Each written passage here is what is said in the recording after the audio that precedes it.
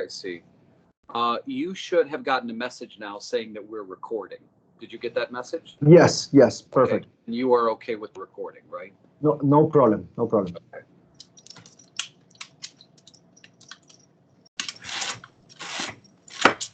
Okay. So if you are ready to begin, so am I. You ready? And listen, sir. It's not live, it's on tape. So we'll just, it's just a conversation. Listen, your last conversation that we had was very widely watched. I think it reached somewhere close to 475, I think 500,000 people. So Well, thank you. It Thank you had for that. 10,000 shares and all that kind of stuff. So clearly there was a lot of interest. So I'm trying to get away from the light coming through, but that's okay. All right, so here we go. All right. So for everybody watching, Manuel Natal is a legislator at large. He left his party, which was the party name? Partido Popular Democrático, which is the pro-Commonwealth party here in Puerto Rico. Right. So he left the party and has been for a long time a vocal critic of the Rossello administration. And he has been doing some videos on social media, most of which I have not watched, some of which many of you have sent to me to check out. And actually, my reason for wanting to do this interview is because earlier today, one of you reached out and said this individual known as Sixto George, who, according to El Vocero, had his cell phone seized via a search warrant by the FBI. He had his cell phone seized because, according to El Vocero, he may have been involved in trying to essentially pay off a former government official of the Rossello administration to keep quiet. We'll get to that in a minute, but I want to sort of set the stage as to why we're doing this. Having said that, Manuel Natal has done a video that sort of calls out this individual. And I've been really specific with Manuel about, I want to talk about things with which he has direct knowledge, either because as a legislator, he's done his research or he's gotten information through public records. I want to stay away from hearsay. So, Manuel, having said that, thank you for the time. I would like for you to start. You did a video called Suite 1802. Why don't you start off by telling the audience what that is? Thank you again, David, for the opportunity, and particularly to talk about corruption in Puerto Rico and how it affects our daily lives. And in this case, it's a video that I published close to a year ago, highlighting the relationship between Unidos for Puerto Rico, which was the nonprofit organization created after the passing of Hurricane Maria, Elias Sanchez, who was the campaign director for Ricardo Rossello, who's his best man at his wedding, who's his closest advisor, and Sixto George, who's a media producer here in Puerto Rico. Through the investigations that I conducted in my legislative office, we were able to identify that Unidos for Puerto Rico and several companies related to Elias Sanchez, as well as this new news outlet created by Sixto George, were all living and working under the same roof in the Suite 1802 in an office building in Puerto Rico's Golden Mile, which would be the equivalent of Wall Street if you're talking about New York City. And through our investigations, we were able to identify a series of corporations that have different relationships with Rossello's government, whether it's through lobbyists, whether it's through government contracts, and those corporations were in the same building, in the same office, with some of the same players, with other organizations like Unidos for Puerto Rico. Like I mentioned before, that was the organization that raised close to $40 million in terms of donations to Marias and Hurricane Marias and Hurricane Irma's victims. And then you got Sixto George, who you just mentioned, was recently part of a story here in Puerto Rico for his involvement in the recent revelations when it comes to the chats. Sixto George is the character that the Suite 1802 kind of focuses around, because it was until then the less known character. Sixto George became sort of of a fixer for this administration. Sixto George is a media or was a media producer because after the scandal, particularly the chat scandal came out, you were here in Puerto Rico covering the story. You were actually outside of that radio station when this happened, when Governor Rossello gave his only interview to a media outlet, sitting down interview. It was actually to Sixto George radio show, which was later identified that this interview had been previously coordinated with Sixto George, in which they had arranged the questions, in which they had limited the presenters that participate regularly on that radio show. May I just interrupt you for a minute? Yes. I want to sort of set the stage for the audience so they know. This interview took place on the heels of the chats being leaked. So if you've been following our coverage, we got to Puerto Rico. We arrived on, I believe it was the Sunday, couldn't get the governor, couldn't get anything, right? And on Monday, we find out, oh, he's on a radio show. And somebody says, oh, he's talking to a salsa station. I'm like, well, where's the salsa station? Let's go there. And they said, well, it's a radio station / TV thing. So we race there. Come to find out, the governor is inside, and there's a couple of select journalists that are in there with him. So we're on the outside. The governor does the thing. He comes walking out. Many of you who've been following our reporting may remember I yell through the gate, Governor, it's David Begnaud. Why don't you talk to the rest of the media? He gets in a car that is not traditionally a vehicle that he travels in, proceeds to come out of the gate, and they leave in a caravan of motorcade vehicles that I've never seen before. There had to have been 20 to 25. And then they went back to Fortaleza. Okay. So before you pick up the story, I just want to make sure you're saying a lot of things that clearly, as a journalist, I immediately say, well, where are you getting your information? Tell us that. Well, all of the information that I have shared with you and that is included in that video, it's information that I have evidence for. Most of it, it's public information that you have to find out through digging in public records and putting the pieces together. But for example, the information about all these corporations, it's information that it's available in the Department of State here in Puerto Rico. The certificate of incorporations of these different corporations that are there, you can see the certificate of corporations and you can see the address that I'm talking about. Sixto George relationship with the news or with the new media outlet that was created, Noticias Extra, it's also part of the Department of State registration record. And then also the fact that El Vocero at that time received millions of dollars in government contracts. That's also information that's available through the Puerto Rico's comptroller.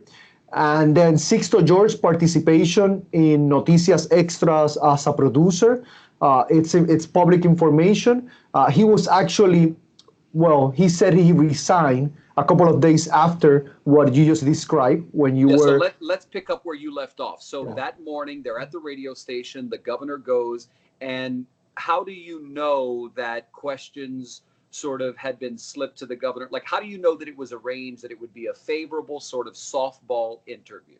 Yeah, so the first thing that raised red flag when it comes to the governor's participation was the fact that two of the presenters that normally participate in that radio show were not even allowed inside the area in which the interview was taking place. So that obviously raised a lot of red flags to people. People were asking what was going on. The second thing that raised flag was the fact that Sixto George confirmed that he hadn't gone through the proper channels within SBS, which is the parent company for this radio station, and that he had arranged this interview by himself. And he publicly said that his role in this was to provide the people with a show, with a spectacle. The last thing that confirmed what I just mentioned to you was the fact that the person that actually conducted the interview, his name is Gary Rodriguez. He's a past member of Puerto Rico's House of Representatives for the party that the governor is actually part of, the statehood party. But not only that, right now, he holds an official position with the party as the director of public affairs for that party. So the person that interviewed Ricardo Rossello in his only sit-down public interview after this whole scandal broke through is a guy that's the director of public affairs for his party. Really? It's just ridiculous, the show that they put together. Wow. And I wish I would have known that earlier. And of course, we know he later gave an interview to Fox News, which was sort of eviscerating. But let me ask you this: when you talk about the two people who should have been there, who are usually a part of the show, who were not there, one of them is, and help me with her name, Myra Lopez Mulero, one of the best known defense attorneys on the island, Yes. who is currently representing Raul Maldonado. Did you hear me roll my R? Was that a decent job? Yes, you're a Boricua right now, so keep on going. So the attorney, former prosecutor, very well known, arguably one of the best known attorneys on the island, is representing Mr. Maldonado, who has become a whistleblower to the FBI, but has his own cloud of suspicion hanging over him for what he may have done. Now, she was a part of that radio show, and I remember being outside. At the time, I didn't know, I'll be honest with you, I didn't know who she was. She pulled up to the gate and zipped in and got out of her. I remember she drove so fast in the parking lot, I thought, I hope she doesn't hit anybody. And she stormed in, and we later found out, I guess she was upset or whatever, and she ended up resigning. Yep. And then the other person, it's a political analyst who's also a past member of Puerto Rico's House of Representatives, that was not allowed even inside the area in which the interview was taking place. Like I mentioned, this led to Sixto George's removal from not only Nación Zeta, which is the radio station, or particularly the political analysis program, but then also from SBS, which is the parent company that owns that particular radio station, as well as the TV station in which that interview is played through as well. After that, I had an interesting exchange through social media with Sixto George. He called me different names that I was saying that he had government contracts, which was not true. I have never said that he had government contracts because that's not his business. That's not his business model. He doesn't engage in contracting directly with the government. He represents private interests that have business with the government, and he uses his influences in different media outlets on behalf of those interests. Well, long story short, as it was pointed out in a, I guess, front page story today in El Vocero, not only is Operación COI and Edwin Miranda, the governor's publicist, under investigation, but also Sixto George, who's the, in this case, was the fixer at this TV and radio show here in Puerto Rico. So it's very, very interesting because we saw in the chat references to their different intervention with media outlets here in Puerto Rico, with different media personalities. But in this case, it just became so clear that Sixto George was one of those individuals that was working on behalf of the governor, using his access to these media outlets in favor of Governor Rossello and his both political and economic interests. So I want to make sure I'm understanding you correctly. Sixto George created essentially a media entity that then did interviews that were favorable with the current governor, and they filed paperwork that made this easily traceable. Yes. Not only they made interviews and news reports that were favorable to the governor, but they also created media stories from sources which they never identify, and there's no journalist signing these media reports because at the time there was no journalist working for this media or news corporation. But they would also create these media stories to present a negative stories about political opponents of Ricardo Rossello, including myself, including the mayor of San Juan, including past governor candidate Alexandra Lugaro. Now, And it's full disclosure right there. She is your yes, partner. You are in a yes, relationship with her. When she ran for governor, correct me if I'm wrong, you were not in a yes, relationship, but have yes. become a couple since, correct? That's the, I guess, the 15-second summary of my love life, David. Fair enough. Okay. And we do know, sort of adding to what you're saying, we do know from the leaked chats that the governor was working to create a troll network on social media to go after political opponents, to go Yes. after journalists. Full disclosure, me being one of them. Um, Yep.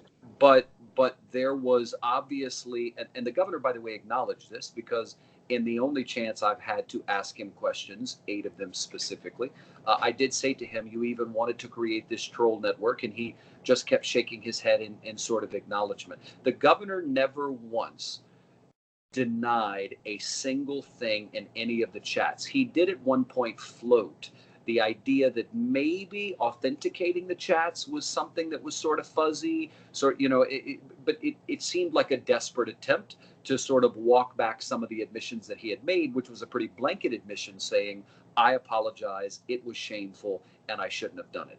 Yeah. I want to go ahead. Go ahead. Well, I was just going to say, David, that in our previous conversation, I expanded a little bit about the practice in which the governor would give government contracts, particularly for publicity, to this publicity firm known as COI, which is owned by Edwin Miranda, that is included in the front page story that you mentioned today. And then that publicity company would use some of that money to literally buy interviews in media outlets here in Puerto Rico. And this is part of also public records here in Puerto Rico.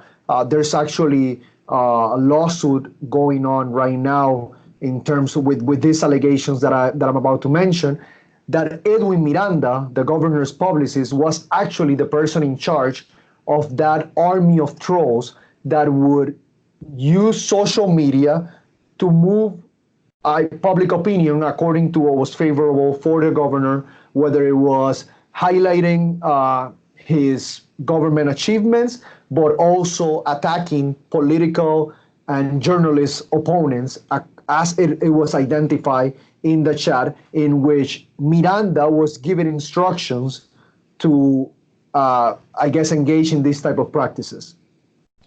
Let me ask. I'm going to ask you a couple of questions, and I know they are direct, and I certainly don't mean to be offensive, but you can understand that I ask these questions only because, as a journalist, I'm not quite sure who to trust in Puerto Rico, in terms of what they say. So, have you, in any way, been involved in something that we will read down the road that you're under investigation by the FBI? Are you cooperating in an FBI investigation, or are you under an investigation?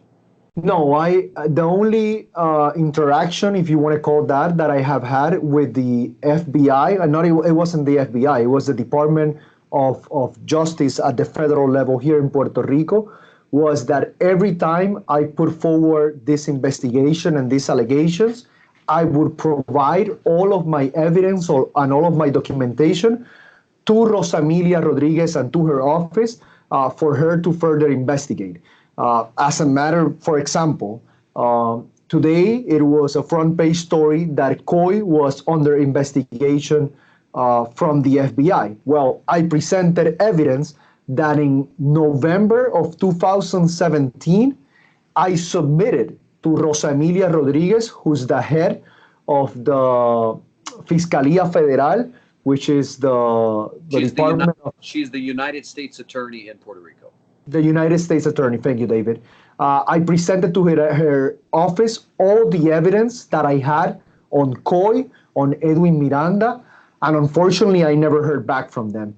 And then also that has happened in other investigations that I have put forward as part of my job as a member of Puerto Rico's House of Representatives, when it comes to Elias Sanchez, when it comes to Sixto George, and even when it comes to the current Governor Rossello, every single piece of information that I've had, I have shared to both the Department of Justice here in Puerto Rico, the Ethics Office here in Puerto Rico, the Comptroller Office here in Puerto Rico, and the United States Attorney here in Puerto Rico. And unfortunately, none of them have reached out to me or have followed through on this information, which means that a lot of this could have been prevented if, when we put this information out there, they had investigated like they were supposed to.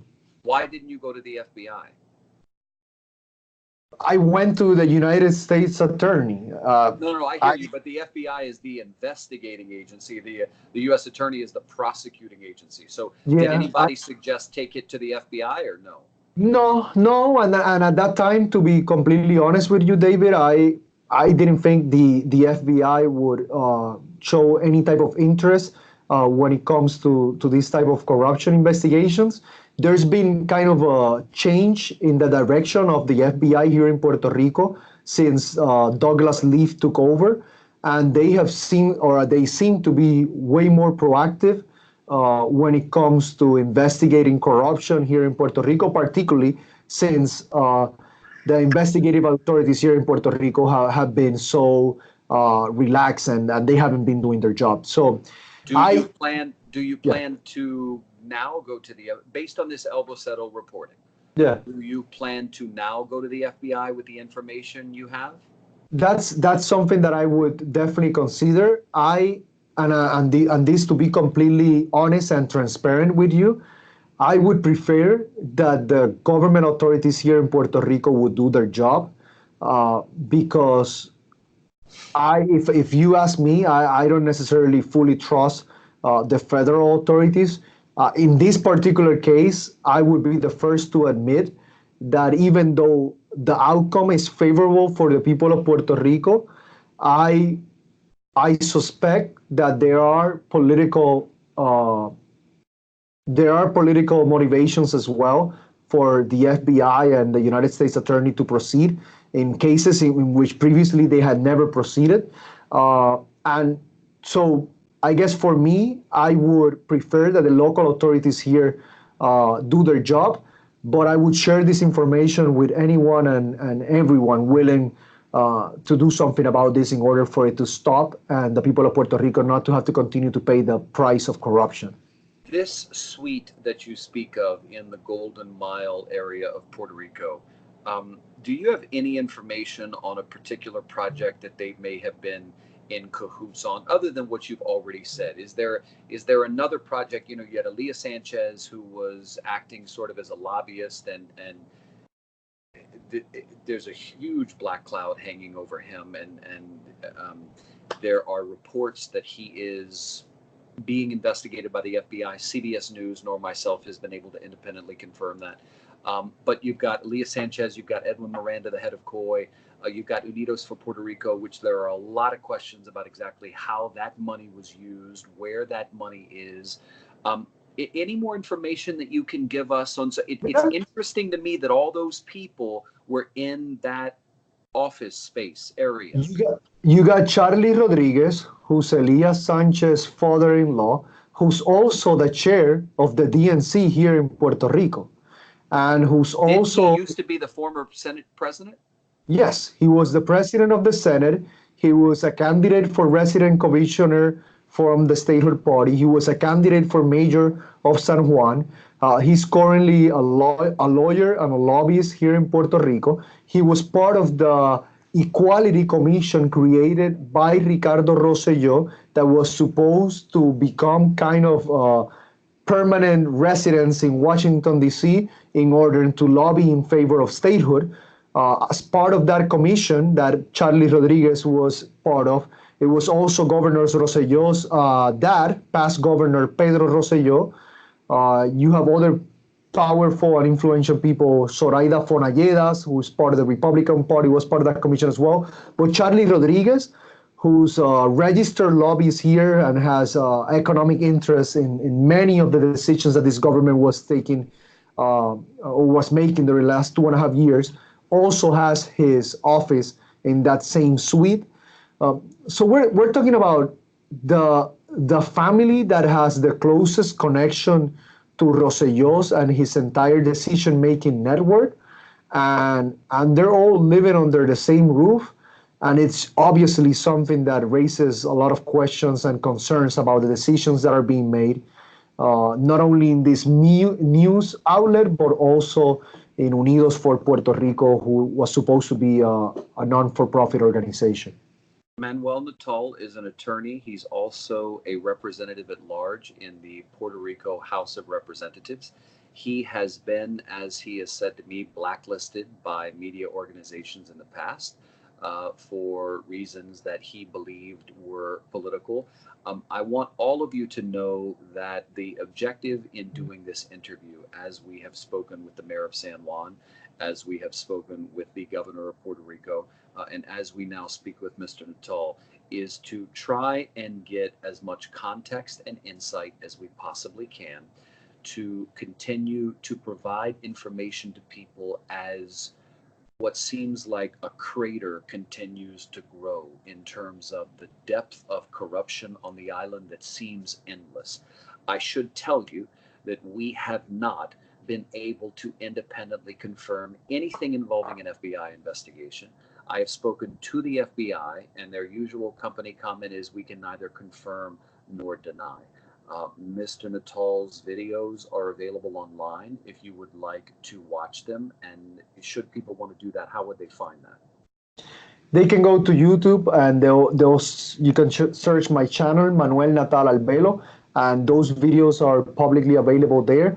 Unfortunately, those videos were made in Spanish. We're currently working to provide English subtitles for all of these investigations. And I would like to add this, David. The conversations that we're having right now, it's conversations that I've had with many journalists here in Puerto Rico for the last 2.5 years, a lot of them off the record. And some have been very, very interested in putting this information out there. But unfortunately, once they check back with their editors, once they check back with the people that actually authorize a story to be published, they don't receive the green light. And I understand why. I understand why because I have seen it, and this is no one has told me about this. I have seen the invoices from different media companies to COI, the publicity company, and I understand how the media business works. They depend on the different commercial that they receive, the different money injections that they get in order to showcase X or Y, and it's very difficult to investigate the individuals that are keeping the lights on in a particular media outlet. And for the last 2.5 years, a lot of these investigations have been minimized, have been ridiculized. They have been kind of put like an outcast and saying, well, that's Manuel Natal, he's just an immature young legislator. But all of this information, it's available for you and to the public to examine. And I guess as day passes and the week and the months passes, the truth always comes out. And this is what we're seeing in the last couple of weeks. The truth has come out when it comes to all the investigations that we have put forward. And I feel very confident in the work that we have done here in my legislative office in favor of the people of Puerto Rico. And I appreciate the opportunity you have given me through your different social media. And I know this gets to a lot of people, and I appreciate that opportunity. Manuel Natal, thank you very much. Thank you.